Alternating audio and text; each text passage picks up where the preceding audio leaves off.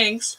Hello, I'm Pam Hoffman, Everyday Spacer. I'm Jeff Miller, 2049 Outfitters. At Everyday Spacer, we show regular folks how to personally and directly participate in space exploration, science, and astronomy, or we show you how to navigate space.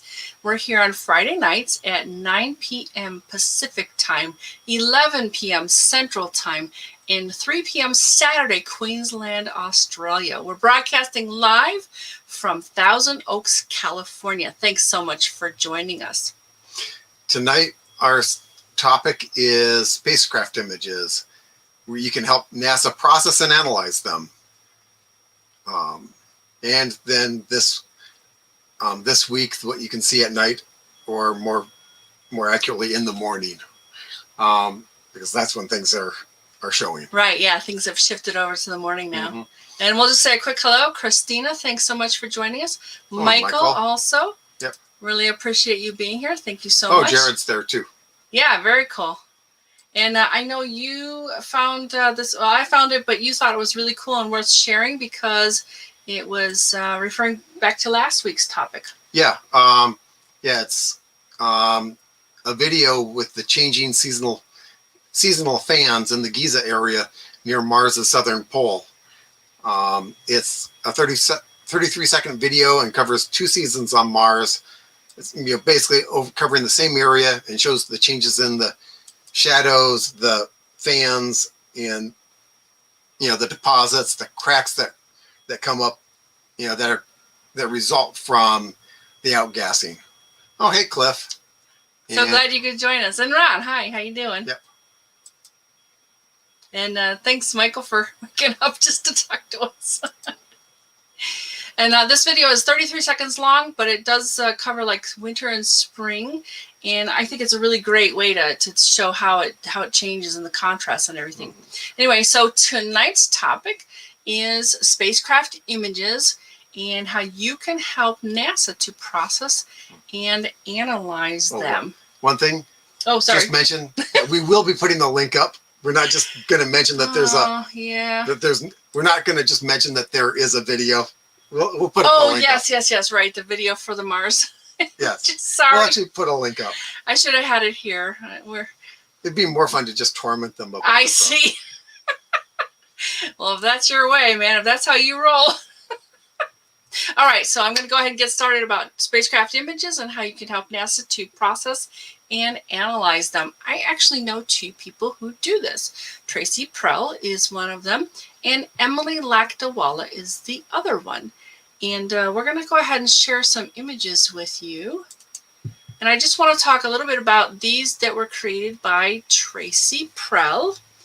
And I personally think these are just incredible and beautiful. And just, to take raw data from a spacecraft, from images from a spacecraft, and turn them into this, I just think is astonishing. And I'll talk a little bit later about, you use the images, they all look really gray. But yeah, you can change them and transform them into this. And you wanted to talk about the one. Yeah, I just really like the green and the blue in these. And there's a lot of nice detail in this one too. So that's it's just neat. And let's see, some more. Go ahead. All done by Tracy. Yeah, every one of these was created by Tracy out of raw images that were brought back to, beamed back to Earth by it's actually the Juno spacecraft. So I called Tracy today. I did some of my research, and then I called Tracy, and we spoke at length about how this happens. And she was incredibly forthcoming and shared with me what she did and how she did it. So first, let's start with this. Tracy used Juno Cam, and here's the page for the Juno Cam processing image page. And as you can see, and what they talk about is you can do some things as simple as cropping the images or color enhancing the images, and you can create collages, share them on social media, that kind of thing. And as you can see with Tracy's, they were absolutely color enhanced. So in the circle part, you can see that there are different aspects and ways to use this page. There's points of interest. We have campaigns, mission phases, and submitted by. That's actually an ellipse, not a circle. Sorry. So the points of interest, and I don't even know exactly what this is. I did a bunch of research, but you can't delve into every single detail, in just a week. But yeah, I think there's some funny names in there, and it just goes on, and you can just scroll through. And if you want to do this, I would suggest looking around and seeing what you can see and learning for yourself what exactly is involved with that. And then we have campaigns. Let's see, do I have a page for that? I think it's the next one. Oh, that's right. Yes, thank you very much. So the campaigns, these are, of course, from the Juno cameras, and I think there's a couple of them on the spacecraft. But you can see that there are 3 of those there. And then mission phases, I don't have one for that, but I encourage you to take a look. Oh yeah, Cliff, she's my friend on Facebook too. That's how I know her. And then the submitted by, and that's actually where I found Tracy. She kind of guided me to there, and this is a huge list. There are many, many, many contributors, and I basically was scrolling, and I'm like, let me see if I can do a search, and it is searchable. And I don't know if you've done that on a keyboard. It's like Control F for find, and then I just put in Tracy, and it popped right up. And it took me over to the page with those beautiful images we started off with. So next thing I want to talk about is, this is another place to create these images from. It's the Micro Observatory site. This is the Observing with NASA Micro Observatory Robotic Telescope Network. And you actually can take pictures with these telescopes that are in this network. We will talk about that another day. I think that'll be actually the next one I pick up. Jeff will be next, and then I'll be after that, if we don't have a host by then. So this is sponsored by the Center for Astrophysics at Harvard and Smithsonian. They actually provide the processing tool right on their site. When you first visit, it'll pop up with directions and kind of show you around. And at the bottom, there is a link to get video tutorials. And Tracy did talk to me a little bit about how this works. You basically just go through them and you use the tool and process the images, just like we were saying before. And she actually talked to me about how easy it is. You just sign up at the site and you can get a free account. Then you download the images, you process them by whatever means, and then you upload them again. And she talked about using Photoshop, and yeah, it's coming up. But yeah, I'll talk about that in a second. When you do upload them, they may need to be approved. And she said you can share your creations on social media, and others may use them, but they do need to be attributed properly. And that's why I've been mentioning Tracy so much. And she said to make sure to say these were NASA, SWRI, and MSSS images. And we can talk about that in the chat later. Let's see. Let me see what Michael's at. Oh, okay. Your friend was doing this. Would love to talk to you about that, Michael. That would be wonderful to hear. And if your friend wants to come on the show, we would really enjoy that too. Let me go ahead and mention to you, we're back. These are not just light pictures. The things we showed you are the things that they've picked up using just, the spectrum of light that we can see in. Also, Tracy said that you can get X-ray images and process them as well. And I think she mentioned another one, but I don't remember what it was. Probably infrared or UV. Yeah, very likely. And of course, with the James Webb Space Telescope coming up, there'll probably be some really fun stuff in that range. Infrared, yeah. Yeah, right.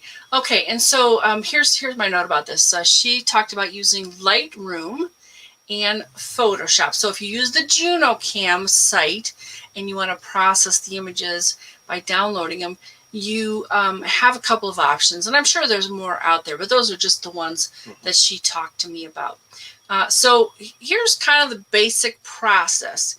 You take these images in red, blue, and green, and you combine them. Now, when I say red, blue, and green, you're not going to really see red, blue, and green like we might. These images are actually fairly gray.